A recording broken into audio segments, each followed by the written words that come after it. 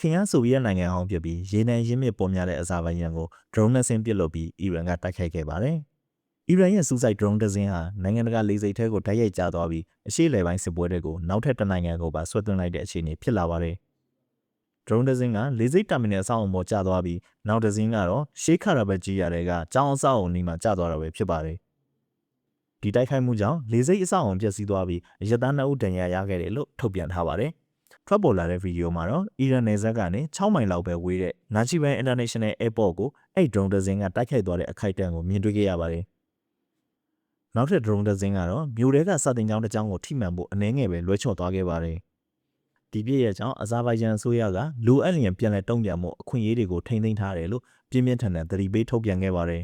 ။နာချီဘန်ဆိုတာအဇာဘိုင်ဂျန်ရဲ့မဟာဗျူဟာအရအရေးကြီးတဲ့ဒေသတစ်ခုဖြစ်ပြီးအီရန်၊အာမေးနီးယားနဲ့တူရကီကြားမှာတည်ရှိနေတာပါ။အဇာဘိုင်ဂျန်ကအစ္စရေးနဲ့လုံခြုံရေးဆိုင်ရာဆက်ဆံရေးနှိကပ်ပြီးလက်နက်အယောင်းဝယ်တွေထောက်လှမ်းရေးပူးပေါင်းဆောင်ရွက်မှုတွေပါရှိနေပါတယ်။ဒီဆက်ဆံရေးကိုအီရန်ဘက်ကတော့သူတို့ရဲ့မြောက်ဘက်နယ်စပ်မှာရှိတဲ့အစ္စရေးရဲ့နားထောင်စခန်းလို့ဆွဆွဲထားပါတယ်။အဇာဘိုင်ဂျန်အစိုးရကဒီတိုက်ခိုက်မှုဟာနိုင်ငံတကာဥပဒေရဲ့စီမင်းတွေကိုချိုးဖောက်တာဖြစ်ပြီးဒေသတွင်းတင်းမာမှုကိုပုံမမြင့်တက်စေတယ်လို့ပြောပါတယ်။ဒါကြောင့်အီရန်အစိုးရအနေနဲ့ဒီဖြစ်ရပ်ကိုချက်ချင်းရှင်းပြဖို့အကြောင်းပြချက်ပေးဖို့နဲ့ဒီလိုဖြစ်ရပ်တွေထပ်မံဖြစ်ပေါ်မလာအောင်အရေးပေါ်ဆောင်ရွက်တာတွေလှုပ်ဆောင်ဖို့တောင်းဆိုထားပါတယ်။အစောပိုင်းသတင်းတွေမှာတော့ဒီတိုက်ခိုက်မှုကိုရှာဟတ်ဒရုန်းတွေနဲ့ပြုလုပ်ခဲ့တာဖြစ်နိုင်တယ်လို့ဆိုပါတယ်။ဒီဒရုန်းမော်ဒယ်ကိုရုရှားကယူကရိန်းကိုတိုက်ခိုက်ရမှာမကြာခဏအသုံးပြုခဲ့ပါတယ်။ယူကရိန်းသမ္မတဗလိုဒီမာဇလန်စကီကလည်းဒီဒရုန်းတွေကိုတိုက်ခိုက်ရမှာအမေရိကန်၊ဥရောပနဲ့အရှေ့လယ်ပိုင်းနိုင်ငံတွေကိုကူညီဖို့အသင့်ရှိတယ်လို့ပြောထားပါတယ်။ဒီဖြစ်ရပ်နဲ့အတူအဇာဘိုင်ဂျန်ဟာ